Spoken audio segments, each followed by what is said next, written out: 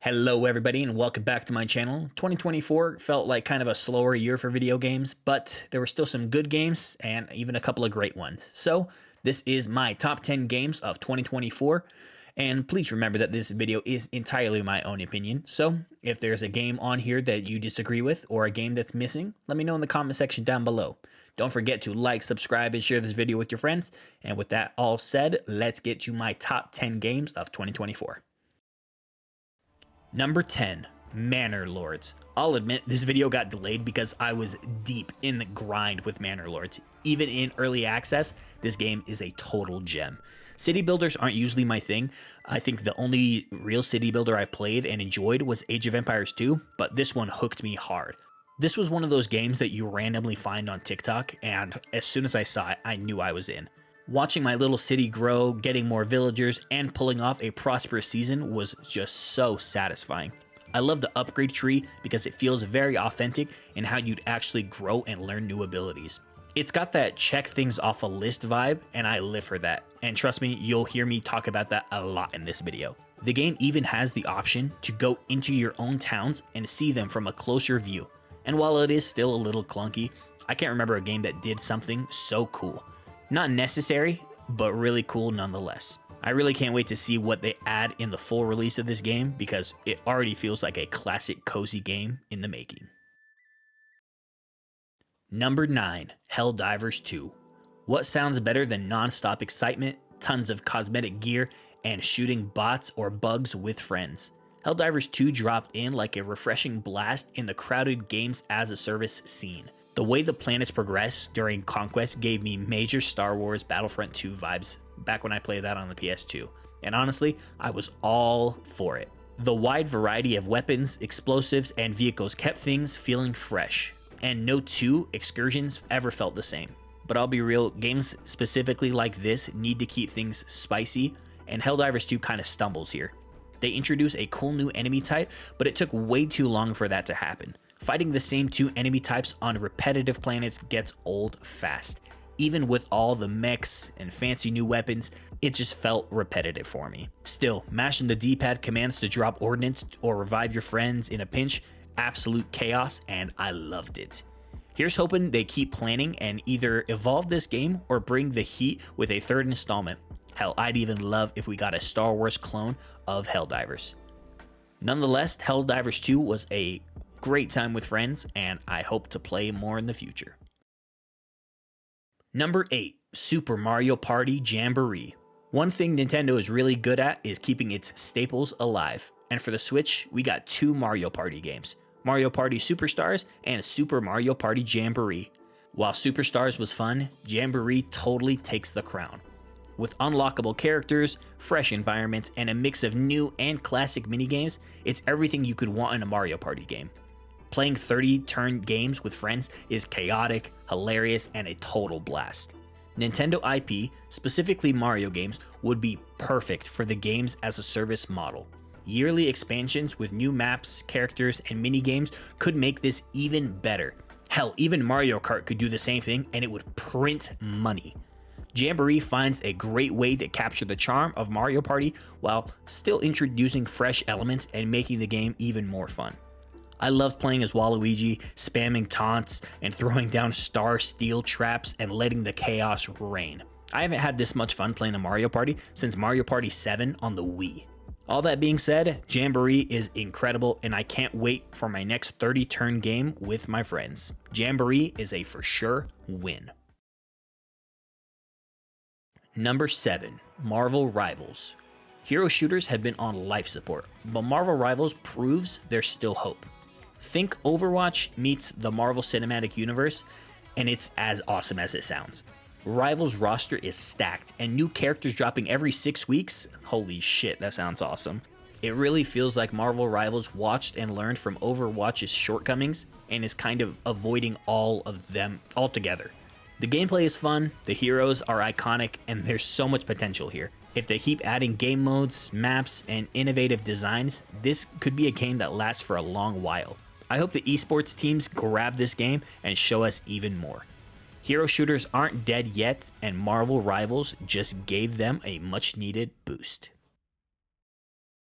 Number 6, Pokemon TCG Pocket. As a lifelong Pokemon fan, the mobile trading card game Pokemon TCG Pocket was an instant download for me. Opening packs for new cards is such a rush, there's nothing like it. Right now, I've collected 210 cards out of 228 from the Genetic Apex packs, and proud to say, just before recording this, I completed the Mythical Island packs. It gives such a dopamine rush that I didn't know I needed, and now I finally understand gambling. The battling is fun, but it's the thrill of collecting that keeps me coming back. I participate in the battles against the AI because the stakes are lower and I don't feel like a failure for losing to the bots. I wish there were more AI battles, but that's a minor complaint since I barely battle anyways. The game is not without its flaws by any means. It has many mobile game tropes, like the incessant need to beg us for money to do anything after the first while. You need so much in-game currency to open multiple packs that it can feel tedious once you've done most everything in the game. I also really wish their packs and updates were released more quickly. I'm complaining, but I still very much love this game. This app is a perfect filler until the next mainline Pokemon game drops. Speaking of which, where's Pokemon ZA, Nintendo? Nevertheless, Pokemon TCG Pocket is a fun collecting game that I hope has the legs to stay a while. Number 5, EA College Football 25. Football fans, it is time to rejoice. College football games are back with EA College Football 25, and it's a game changer. As somebody who poured way too many hours into the last college football game, NCAA 14, I couldn't wait to dive back in. The improvements are definitely noticeable. Celebrations are a blast, the variety of schools and uniforms is insane, and the college football playoff system is so much better than the BCS system. That said, it's not without its flaws. Some glitches, lots of clunky catching, and awkward tackling mechanics remind me it's still an EA game. But even still, Dynasty Mode has me hooked, and I'm still playing weekly. I started off at my favorite college team, Oregon, and leave every year to coach a new franchise, and it is so fun. If EA keeps this momentum, we might just see college football games become a must-buy every year. I just wish Madden could follow suit, but I think EA will always be EA. One step forward and two steps back. EA College Football 25 is a blast and a must-play for any football fan. Number 4, Call of Duty Black Ops 6. I've been waiting for Call of Duty to match the hype of Black Ops 4, and in my opinion, Black Ops 6 finally delivers. Sure, it's got its issues, bad weapon balancing, some meh maps, and broken spawns, but man, the game is fun. Grinding weapon camos and tearing through lobbies has been a blast.